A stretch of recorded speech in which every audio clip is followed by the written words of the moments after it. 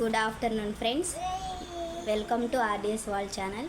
ఈరోజు మనం అరకిలో అల్లం చట్నీ ఎలా ప్రిపేర్ చేసుకోవాలో చూసుకుందాం.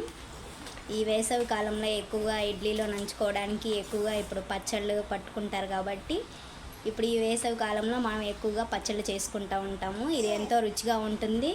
మీరు ట్రై చేసి చూడండి ఒకసారి.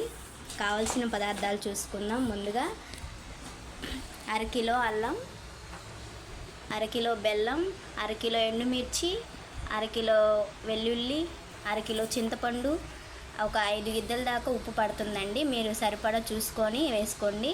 మెంతులు కూడా సరిపడా వేసుకోండి. ఒక నూనె ఆయిల్ ప్యాకెట్, ఇవన్నీ చూసుకోండి.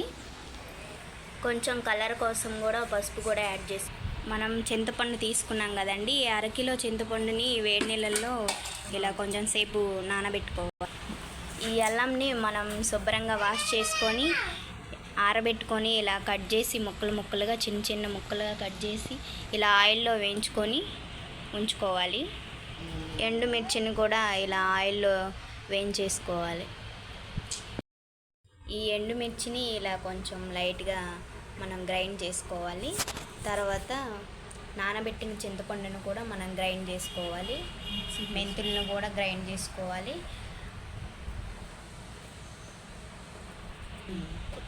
వేయించిన అల్లం కూడా ఇలా మనం మిక్సీకి వేసుకోవాలి.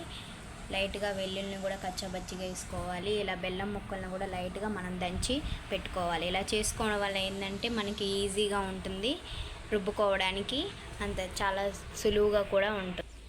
మనము వీటన్నింటినీ ఒక్కొక్కటిగా వేసుకొని రుబ్బుకోవాలండి. ఈ రుబ్బుకోవడం కూడా ఫస్ట్ మనం రోటిని శుభ్రంగా కడుక్కొని తుడుచుకొని ఉంచుకోవాలి. ఎందుకంటే తడి అనేది తగలకూడదండి పచ్చడికి. ఈ విధంగా మనం రుబ్బుకుంటూ ఉండాలండి. వాటర్ కావాలంటే కాచి చల్లార్చిన నీళ్ళు మాత్రమే వేసుకోవాలి.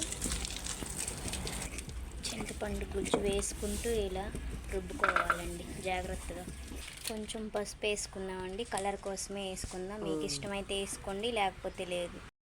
బెల్లం ఇలా వేసుకుంటూ రుబ్బుకోవాలండి. ఒక 5 నిమిషాలు, ఒక 5 మినిట్స్. బెల్లం వేసుకున్నాక ఇలా బాగా జిగురు వచ్చేదాకా రుబ్బుకోవాలండి. ఇలా వెల్లుల్లి పేస్ట్ వేసుకోవాలండి. కొంచెం మెంతిపిండి కూడా వేసుకోవాలి.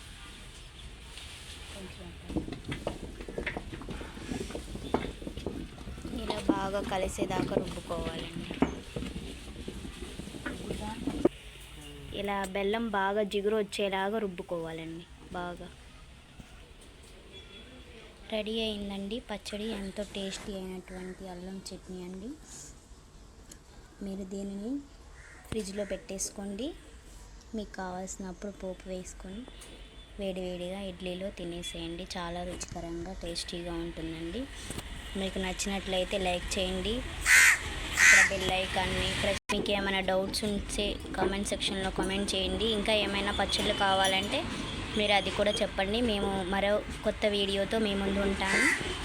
Bye bye.